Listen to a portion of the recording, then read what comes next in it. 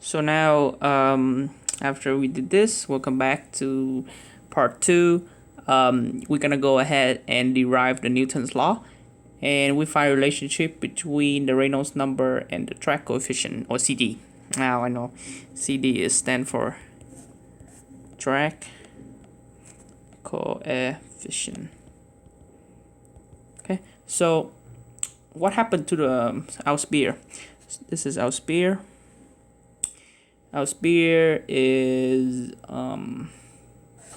it's going down, descending. So I will label like this as velocity. Therefore, the track force gonna have the opposite direction. It's gonna have the upward direction Fd. Okay, and then the rest you have gravity as Fg, gravitational force, and you also have buoyancy force as Fb. Okay, so how do we approach this? We can use F co ma. So alright, according to Newton's law, we have summation of F co ma. And by the way, this is, if you are curious, this is Y box modeling, which is you start with an equation and then you derive the relationship between the variables. Okay, what force do we have applying to this system? We have the buoyancy force in the oh, by the way, I picked this as a positive direction, so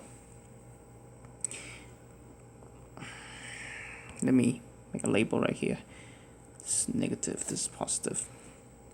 What does it mean? It means that my axis follow the velocity of the sphere, and that is recommended when y'all select the axis as well. So what that being said, Fg is actually the positive, be the positive side, so Fg minus Fb minus Fd equal m times du over dt, which use the velocity, and the du over dt is a, is acceleration. Okay, so since the ball is falling with steady state, so to this you can conclude that velocity doesn't change through time, so the velocity at any time t will be equal to the velocity, the terminal velocity. So you can say that du over dt equals 0. This is only the region only we're interested in.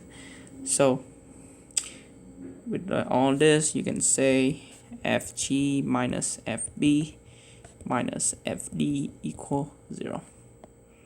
Okay, what is the gravitational force? The gravitational force is, remember, F is mg, and m is volume times density. So you have rho s times v times g minus, because the gravitational forces, you take into the consideration the density of the whole sphere. For buoyancy, you only take into consideration of the fluid, so you have rho f times v times g. Okay, and the track coefficient is a little bit more interesting. The track coefficient is defined as 1/2. The track force is defined as 1/2 the track coefficient CD times AP times UT square times rho F. Okay.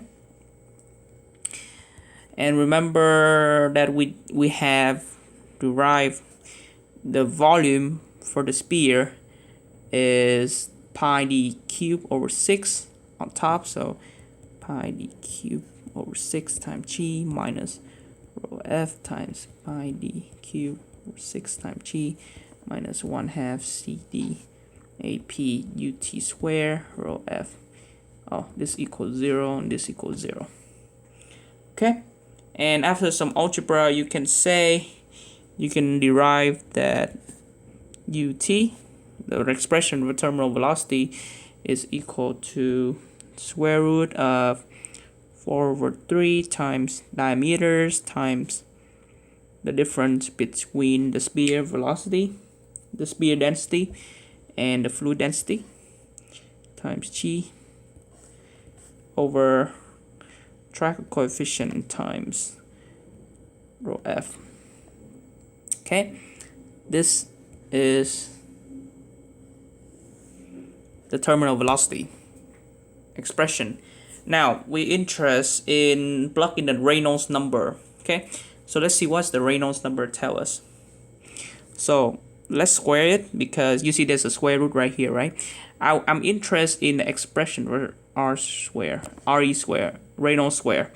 Let's see what is that. So we know Reynolds number square equal to, remember Reynolds number is rho F times UT times D over mu on the square. Okay, now UT square you can replace with on this. So rho F square times UT square you can replace with 3 times D times rho S minus rho F times G over track coefficient times density of the fluid rho F. I'll do this so that you guys are easy to look, times D square over mu square. Okay, and after some simplification, and then I'll times CD both sides, so RE square times CD, I'll arrive at 4/3 times D cubed times rho F times G times rho S minus rho F over mu square. Okay,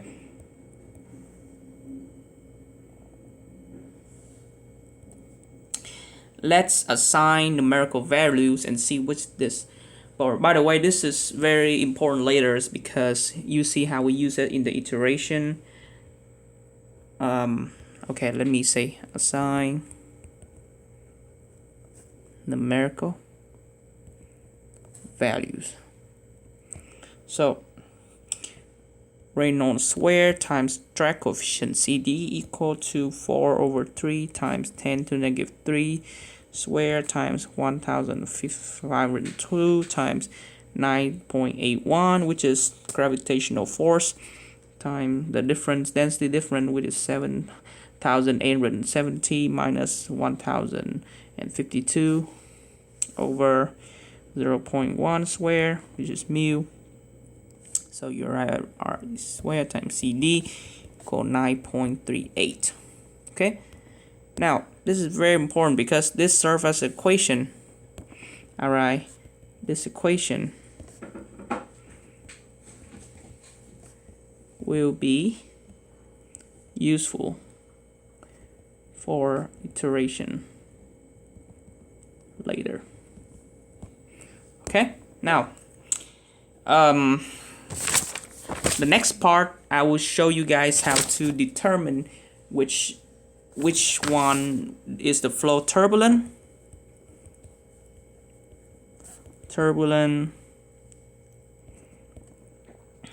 laminar,